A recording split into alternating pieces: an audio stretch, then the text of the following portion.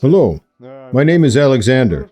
I came with my family from Vladivostok to the Master's mini-retreat in Zavidovo.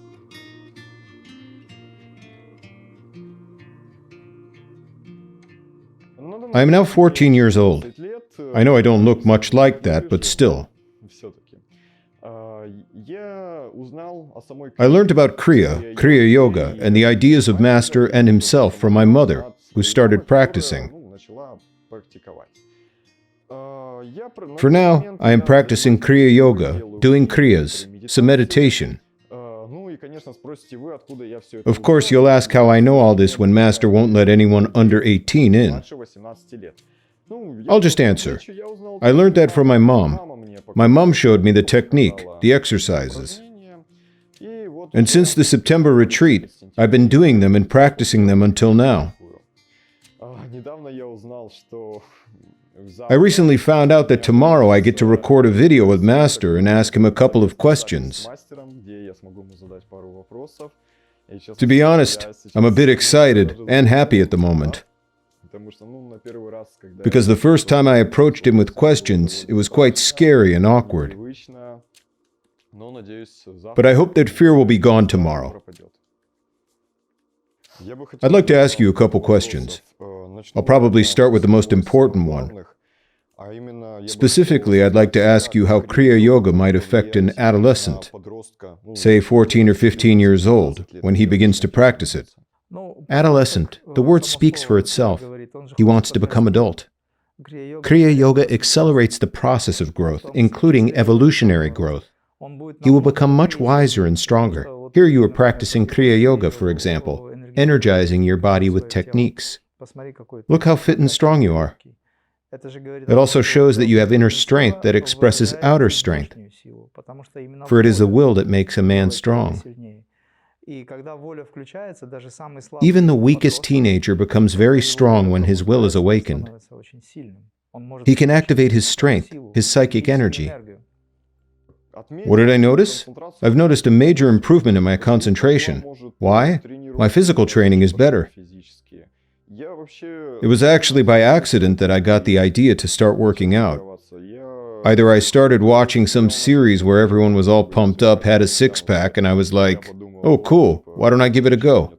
Or maybe I felt uncomfortable myself and thought, why can't I do a push-up or a pull-up? So I started training. And after the retreat, when I started doing Kriya, my strength training progressed a lot. I mean, I started to make rapid progress with weights, push-ups, maybe some other things. If we're talking about a teenager, a young person like you or even younger, let's say, who is engaged in self-realization techniques, he becomes very interesting to society. Not only does he become intellectually advanced, but he also becomes magnetically attractive. And this is a very important question, especially when it comes to first love. The girls you like don't even look at you, or they look at you in a different way. And then suddenly you walk into the classroom and that's it. I began to take part in school theater performances with 11th graders. And it was very interesting for me to interact with them. Now I have a new crowd, new friends, and they are all very good, reliable people. I'm still in touch with them. When I came here, I sent them pictures and stuff. I always go to their class in the break, have tea with them or something. There's one thing I wanted to clarify. Many people are troubled by this question. Sometimes you miss a meditation or don't do Kriya. I understand the question, the guilt. Yes. Sometimes it was scary in the beginning. What if I don't practice Kriya for 2 days or even 1 day? To miss 3 days is death. That's it. That was scary. Then I kind of started to take it easy and it felt better. So I can do Kriyas for 5 days in a row or 6 days in a row, and then I don't do them for 3 days. I can do 2 days, skip a day, and then do 3 days. I don't have that kind of regularity. It's not that I practice every day. So far, I do it when I feel like it. Sometimes I skip it because it's just impossible to start. Sometimes it's just hard for me. I'm tired. For example, I come back from the gym and I think I should do it, but no, I can't. So what? Let there be some guilt. What else would motivate people to practice? If people don't feel guilty, how can they pull themselves together and force themselves to do something? Guilt is a voice of conscience. The conscience awakens. And when a person feels that this aspect of their life is very important, their soul starts to force them, to remind them that they need to practice, that they missed yesterday. How come I wasn't satiated? I didn't get the necessary amount of love, of experiences. That's what guilt is all about. Conscience and guilt are different things. Guilt is the result of conscience waking up and reminding our personality, our mind, that you have done wrong, you have failed. However, people don't skip lunch or dinner. That's right. But for some reason, they sometimes forget to feed the soul. Yogananda, this is Master, you've heard of him. Once in one of his books, he wrote about 100 sins. He said there is also a 100th sin. And do you know what the 100th sin is? Postponing meditation until tomorrow. And now we're discussing whether we should meditate or not. Meanwhile, no one is arguing about whether you should wash your face or not. Everyone's washing up. Should we brush our teeth or not? Basically, yes. It's necessary to take care of your body in some way. My understanding is that we need to pay attention not to the guilt itself, but to what creates the guilt, to the understanding of what exactly we are missing. This is conscience. Conscience is a divine message. That's how it works. One last thing I'd like to ask you. What advice do you have for those who are starting to practice at my age, or a little older or younger? You see, Alexander, it all depends on what level of consciousness a person is on. Let's say your consciousness awakened a little earlier, someone else's awakened a little later.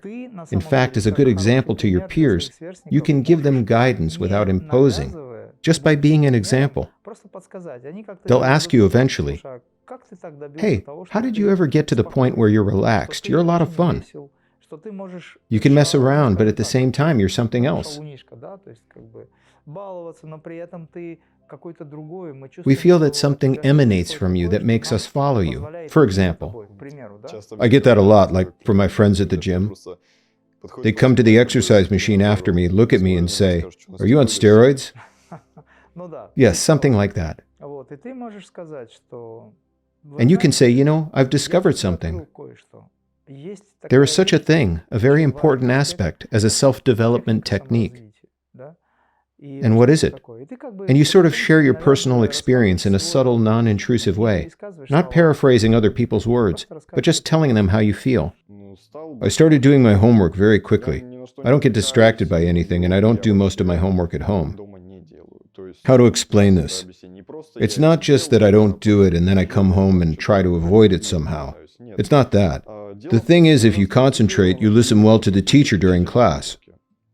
You listen to everything he tells you, you memorize it, and then at home you're just like, "Oh, I remember everything," especially if you have the same subject every other day or the next day in a row. I don't get distracted too much at home. Sure, I can put on some music, I can go get a drink or do something else. But I'm much less distracted now. So it takes me a maximum of 2 hours, 2.5 hours to do my homework. That is the maximum if I have a lot of work to do. I've become more communicative. I found it easier to connect to others. Every teacher has their own approach. If you take that into account, you can have a normal conversation with any of them. My advice to young people would be this. If you have the opportunity, learn to think only good thoughts, to say only good things, to listen only to good things, to communicate with people who have shown or set a good example with their lives. That's a fundamental principle. To get rid of the polluted mind by any means necessary. That means stop swearing. To do that, you need to stop hanging out with people who swear. Or to ask them not to. Because when a man curses, a young man, he is already ruining his life. It seems petty. What's the big deal? Everyone swears, everyone curses.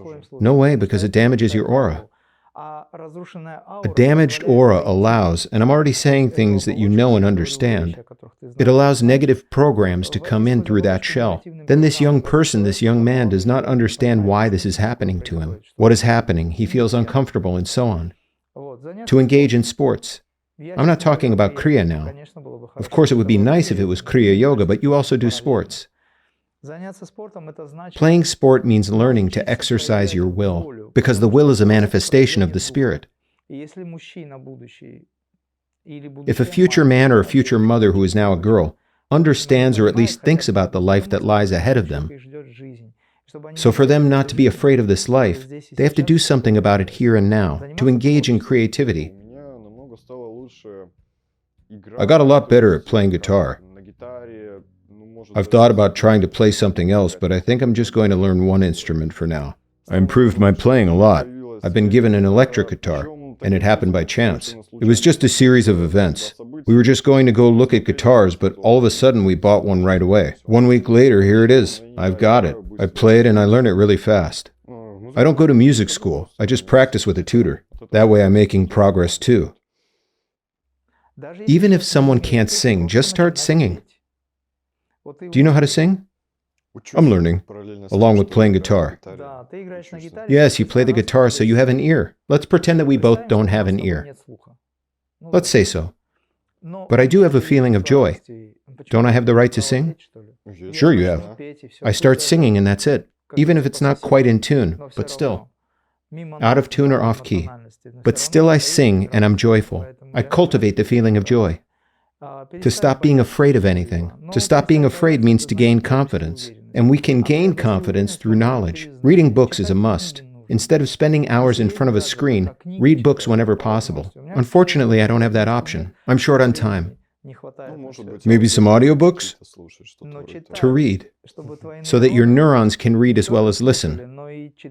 Perception, visualization is very important. Your visual center has to work, if possible. So the advice is this. Choose at least. We have the principle of do not make an idol. But still there are leaders in this life, very good leaders in different areas. At least choose an example to live by. Not to imitate it, but to follow that path. And you will decide what you need as you go. The best way to do this, of course, is through various kinds of spiritual literature. I have a book. I got it for my birthday. The Journey Home. This is the autobiography of an American yogi. Yes, I have heard about it. I haven't finished it yet, unfortunately. Have you read the autobiography of a yogi yet? Yogananda's? Yes. No, I used to listen to it with my mom sometimes.